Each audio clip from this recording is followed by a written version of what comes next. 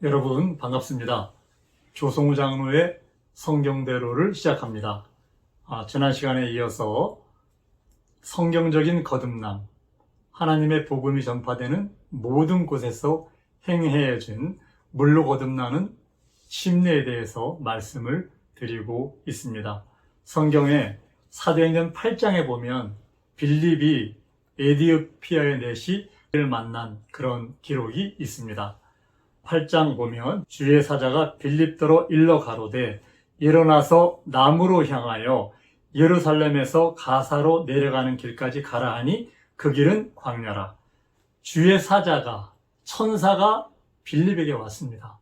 기도하는 중에 계시를 통해서 현몽한 것 같습니다. 그래서 말하기를 남으로 향하여 예루살렘에서 가사로 내려가는 길까지 가라, 이렇게 합니다.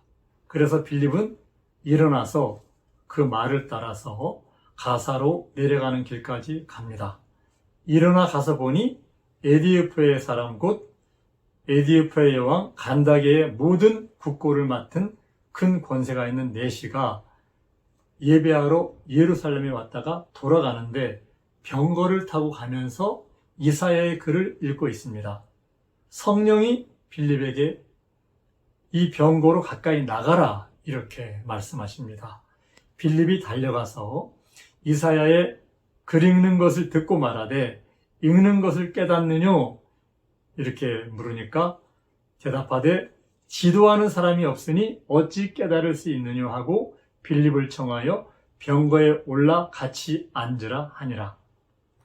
읽는 기절은 이것이니 일러스되 저가 사지로 가는 양과 같이 끌려왔고 털 깎는 자 앞에 있는 어린 양의 잠잠함과 같이 그 입을 열지 아니하였도다.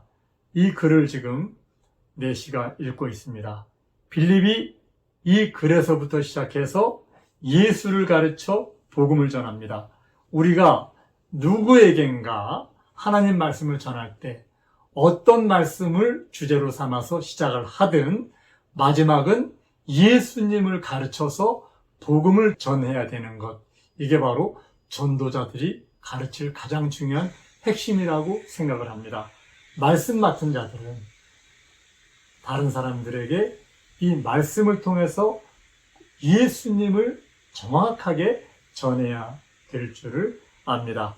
이제 예수님에 대해서 증거를 합니다. 그런데 예수님에 대해서 증거를 하는데, 복음을 전하는데 길 가다가 물이 있는 곳에 이르니까 내시가 보라, 물이 있으니 내가 침례받음에 무슨 꺼리낌이 있느뇨? 이렇게 얘기를 합니다. 무슨 얘기입니까? 처음에 이사야의 글에서 시작을 해서 빌립이 내시에게 말씀을 전하는데 마지막은 예수님을 가르쳐 복음은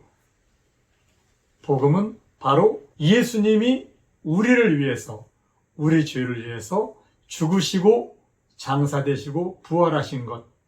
빌립이 이 내시를 자주 만날 사람도 아니고 이제 한번 내시가 에디오피아로 돌아가면 그를 만나기 어려운 한 번 딱 만나는 사람이잖아요. 그러니까 이 빌립은 내시에게 예수님의 복음, 바로 당신이 예수님의 죽음과 장사와 부활에 연합하는 것, 이것이 바로 거듭나는 것이다. 이것이 바로 영생에 들어가는 것이다. 바로 회개하고 물 침례받아 죄 사함을 얻어야 된다. 이것을 전했을 것 같습니다. 그러니까 이 내시가 물이 있으니까 그 말씀을 듣고 그 즉시, 성경에서 모든 기록은 말씀을 듣고 깨닫고 믿으면 그 즉시 순종해서 침례를 받은 것을 알 수가 있죠. 우리나라의 두 번째로 큰 교단, 그 교단에서는 세례를 받으려고 하면 학습을 받고 몇 개월을 지나야 됩니다. 옛날에는 6개월 지내서 세례를 줬는데 약식으로, 지금은 몇 개월 지나서 세례 주는지 잘 모르겠습니다. 자, 여기에서 내시는 그 말씀을 들은 즉시 침례를 받았습니다. 이에 명하여 병거를 머물고 빌립과 내시가 둘 다 물에 내려가 빌립이 침례를 주고 둘이 물에서 올라갈새 주의 영이 빌립을 이끌어 간지라 내시는 흔연히 길을 가므로 그를 다시 보지 못하니라. 이렇게 기록하고 있는데요.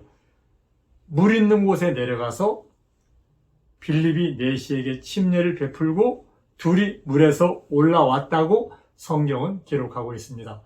이 말씀을 가지고 성경을 읽는 모든 목회자와 모든 신자들은 이 내시가 세례받은 것이 물에서 침례받은 것이라고 인정을 할 것입니다. 이 말씀을 가지고 내시가 약식으로 물을 찍어서 세례받았다고 할 수 있는 사람은 아무도 없습니다.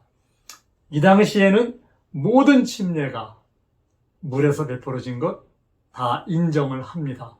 그런데 이 침례를 받는 이유는 바로 우리가 예수님의 장사에 연합하기 위해서 내 죽은 옛사람을 완벽하게 이 땅에서 없애기 위해서 장사 지내면 그 사람의 모든 것이 이 땅에서 종결이 되지 않습니까? 지금까지 살던 나의 옛사람을 정과 육적인 그 옛사람을 완벽하게 없애는 길, 혈육의 사람을 아담에게 속해서 땅에 속한 죄의 사람을 완벽하게 없애는 길, 그 길은 바로 침례로 그 옛사람을 십자가에 못 박아 죽이고 장사 지내는 것밖에 없습니다.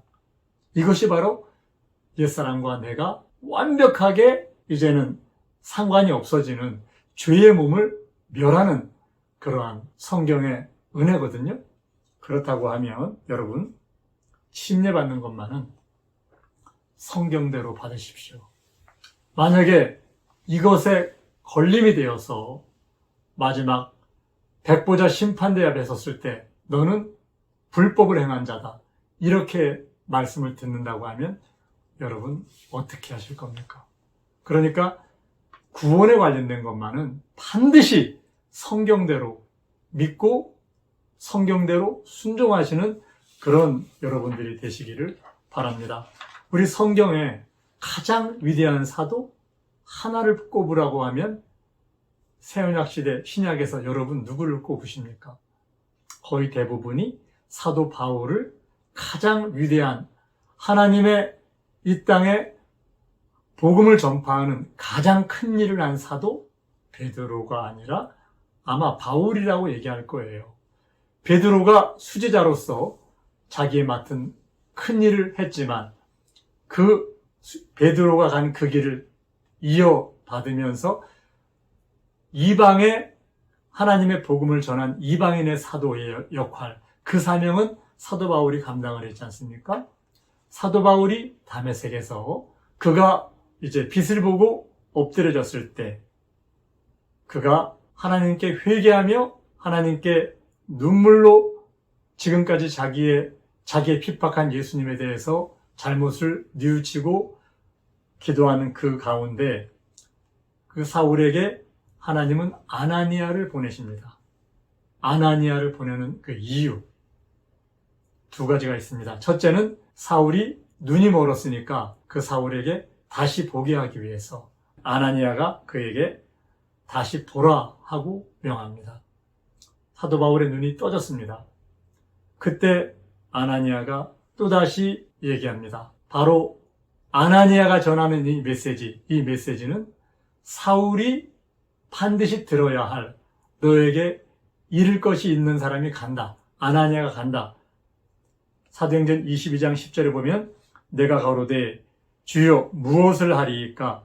주께서 가라사대 일어나 다메섹으로 들어가라. 정한 바 너의 행할 모든 것을 거기서 누가 이르리라 하시거늘 율법에 의하면 경건한 사람으로 거기 사는 모든 유대인들에게 칭찬을 듣는 아나니아라는 이가 왔습니다. 와서 첫째 다시 보게 합니다. 사도 바울에게 내가 다메섹으로 들어가라.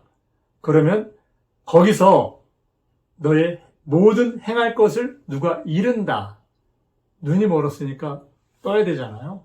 그러니까 제일 처음에 사도 바울에게 아나니아가 안수하며 다시 보아라. 이렇게 얘기를 합니다. 두 번째, 그에게 너의 행할 모든 것을 누가 이르는데 사도 바울은 경건한 사람입니다. 나면서부터 그는 철저하게 성경으로 교육받은 가말리엘 문화에서 아주 엘리트 중에 엘리트로 성장한 그런 바리새인이었죠. 아마 모든 사람들이 그 시대에 사도 바울을 죄인이라고 생각한 사람은 아무도 없을 거예요. 그러나 율법은 죄의 문제를 완벽하게 해결할 수가 없죠. 죄를 덮기만 하죠. 이제 사도 바울은 예수님을 환상 중에 보았고 또한 기도했고 병고침까지 받았습니다. 그런데 그에게 아나니아가 하는 얘기는 이제는 왜 주저하느뇨? 일어나 주의 이름을 불러 침례를 받고 너의 죄를 씻으라 하더라. 사도 바울은 주저하지 않고 일어나서 예수님의 이름을 불러 침례를 받고 그의 죄를 씻었습니다. 사도 바울이 이렇게 깊은 하나님을 만나는 은혜를 받았는데 죄가 아직 그대로 있다? 여러분 이 문제 어떻게 생각하십니까? 지금 이 시대 교회들이 대부분 교회를 나가는 순간 바울과 같은 이런 놀라운 하나님을 만나는 그런 기적이나 하나님의 은혜, 성령의 충만함을 받는 이런 은혜를 맛보지도 않고 교회를 나가는 순간에 이미 죄사함 받고 구원받았다고 얘기를 하죠. 성경은 여러분들에게 어떻게 가르치는지 여러분 성경을 정확하게 상고하시고 검증해 보시기를 바랍니다. 여러분 믿음을 검증해 보세요. 사도 바울은 그렇게 성령 충만한 그런 은혜 속에서 하나님께 3일 동안 그렇게 금식하며 기도했는데 그 이후에 아나니아가 와서 하는 말이 이제는 왜 주저하느냐? 주의 이름을 불러 침례를 받고 너의 죄를 씻으라. 무슨 얘기입니까? 너 죄인이란 얘기예요. 아직도 너는 죄 속에 있으니까 침례받고 죄사함 받으라는 얘기예요. 여러분 이 말씀 깊이 있게 여러분이 생각해 보시기를 바랍니다. 만약에 사도행전 17장에 있는 베레아 사람들이 이 말씀을 받았다고 하면 그들은 이 말씀을 간절한 마음으로 받았을 거예요. 그리고 이것이 그러한가 하여 성경을 날마다 상고했다. 이렇게 기록하고 있잖아요. 아니 사도 바울이 그렇게 큰 은혜 속에서 하나님을 만났는데 그가 죄 문제가 아직도 있단 말이야? 아나니아가 사흘 뒤에 와서 그렇게 은혜 속에 충만함 속에 있는 사도 바울에게 이제는 왜 주저하느뇨? 일어나 주의 이름을 불러 침례를 받고 너의 죄를 씻으라. 이게 무슨 일이야 도대체? 지금 교회는 교회 발을 딛는 순간 죄 문제가 해결되었다고 하는데 성경은 왜 이렇게 달라? 이렇게 아마 베레아 사람들이 생각을 했을 겁니다. 제가 지난번에 말씀드렸던 강남에 있는 어느 교회 목사님, 온누리교회 부목사를 지내시고 IMBC 사장을 지내셨던 그 목사님, 그분이 성경을 4번 읽고 보니까 왜 이렇게 가짜 교회가 많고 왜 이렇게 가짜 목사가 많지? 이렇게 얘기했다고 하잖아요. 저는 이 시대 목사님들을 비판하려고 이 말씀을 전하는 게 아닙니다. 한 분 한 분의 영혼이 귀하기 때문에 성경대로 돌아가지 아니하면 내가 만약에 잘못 믿고 있다고 하면 성경대로 돌아가야만 예수님을 만날 수 있다는 이 믿음으로 우리가 집을 짓는 내가 짓는 집은 반드시 베드로의 반석 위에 집을 지어야 된다는 믿음으로 이 말씀을 전하고 있습니다. 여러분 흔들리고 요동하지 않는 베드로가 전한 그 귀한 진리의 말씀 위에 교회를 세우시는 여러분들의 집을 짓는 여러분 되시기를 예수님의 이름으로 부탁을 드립니다. 감사합니다. 성경대로